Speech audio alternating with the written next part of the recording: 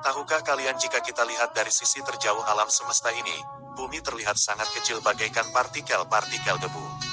Sekarang bisa kita bayangkan betapa kecilnya ukuran manusia di alam semesta ini. Di dalam Al-Quran, Allah Subhanahu wa Ta'ala telah menjelaskan proses panjang diciptakannya alam semesta ini. Mari kita bahas fakta penciptaan alam semesta menurut sudut pandang Al-Quran dan sains.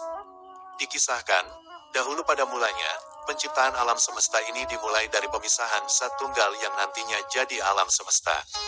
Allah Subhanahu wa Ta'ala berfirman, bahwasanya langit dan bumi itu keduanya dahulu adalah suatu yang padu, kemudian kami pisahkan antara keduanya.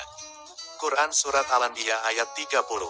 Sejumlah terjemahan Inggris menggunakan kata unweaving dan kata unravel untuk kata memisahkan. Artinya, ia seperti benang yang diurai dari satu kain. Ilmu astronomi modern belakangan mengonfirmasi proses ini dengan teori ledakan besar alias Big Bang. Bahwa, alam semesta ini bermula dari ledakan satu nokta kecil dengan massa yang luar biasa besar sekitar 15 miliar tahun lalu. Kemudian, langit-langit masih berupa asap. Allah Subhanahu wa Ta'ala bersabda, kemudian dia menuju kepada penciptaan langit dan langit itu masih merupakan asap, lalu dia berkata kepadanya dan kepada bumi, datanglah kamu keduanya menurut perintahku dengan suka hati atau terpaksa. Keduanya menjawab, kami datang dengan suka hati.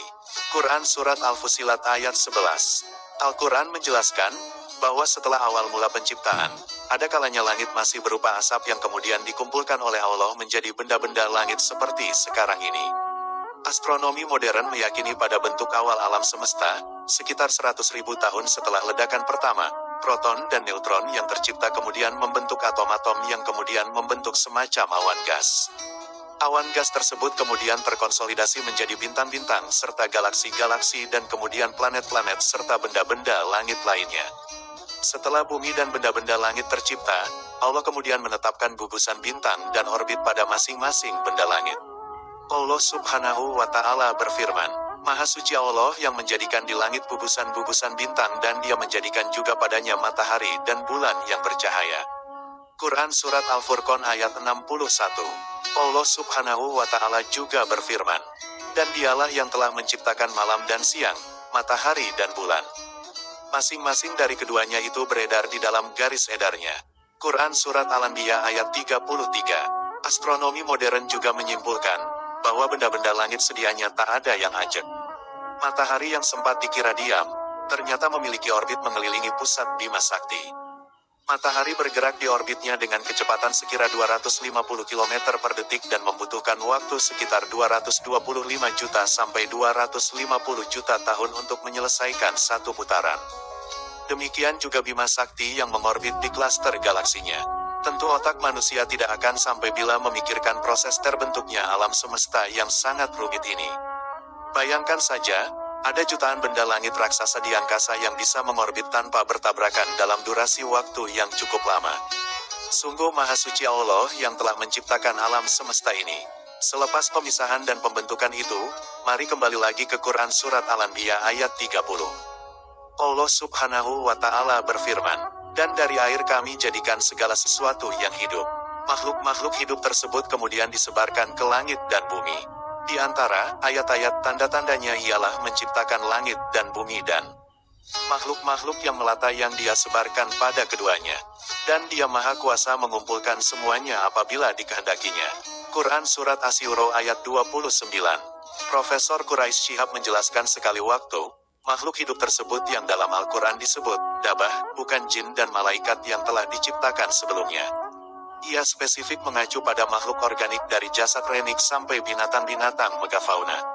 Sejumlah tafsir terdahulu bahkan menyebutkan binatang yang berbicara, maupun tak berbicara.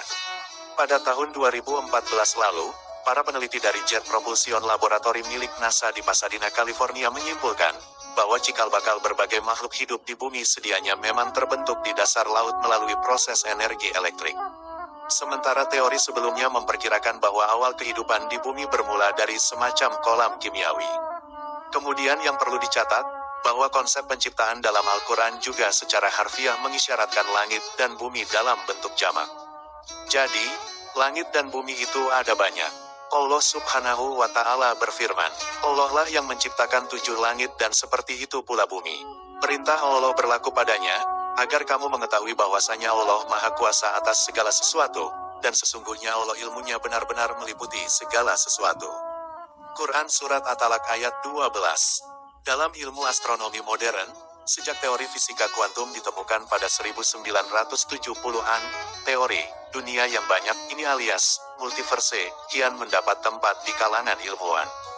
Teleskop Kepler milik Amerika Serikat juga telah mengkonfirmasi keberadaan ribuan planet di luar tata surya, yang sebagian diantaranya disebut memiliki kondisi mirip bumi yang mungkin bisa menopang kehidupan. Lalu berapa lamakah waktu penciptaan bumi ini? Mari kita telusuri lagi petunjuk dalam Al-Quran. Dalam Al-Quran juga dinyatakan, bahwa proses penciptaan tersebut berlangsung dalam 6 hari. Namun meski begitu, sejumlah ayat lain dalam Al-Quran menunjukkan, bahwa lamanya hari tersebut tak sama dengan sehari semalam di bumi. Ada pendapat yang mengatakan, bahwa satu hari itu seperti 1000 tahun bahkan 50.000 tahun di bumi. Selain itu, penciptaan alam semesta juga tak berhenti selepas keseluruhan langit dan bumi tercipta. Para ilmuwan meyakini, bahwa terciptanya alam semesta memang bukan proses yang sudah berhenti. Galaksi dan bintang-bintang masih terus bergerak meluas. Sementara bumi juga sudah beberapa kali mengalami pembaruan melalui kiamat-kiamat, yang merujuk para ilmuwan sedikitnya 5 kali telah terjadi. Dalam perkembangannya, filosof dan ulama muslim seperti Ibnu Sina membayangkan, bahwa proses penciptaan tersebut terjadi secara emanasi alias memancar dari Tuhan sebagai sumber utama. Ada juga Al-Ghazali yang mengesampingkan sebab akibat dalam penciptaan tersebut, hingga Ibnu Taimiyah yang meyakini penciptaan sebagai proses kreatif yang terus-menerus. Ada juga Ibnu Arabi yang konsepnya terlalu rumit untuk dijelaskan dalam satu kalimat. Bagaimanapun, membayangkan dan mengagumi proses penciptaan tersebut semata memenuhi perintah Allah dalam Al-Quran yang berulang kali memerintahkan umat manusia untuk merenungkan penciptaan langit dan bumi. Wallahu a'lamu bishawab.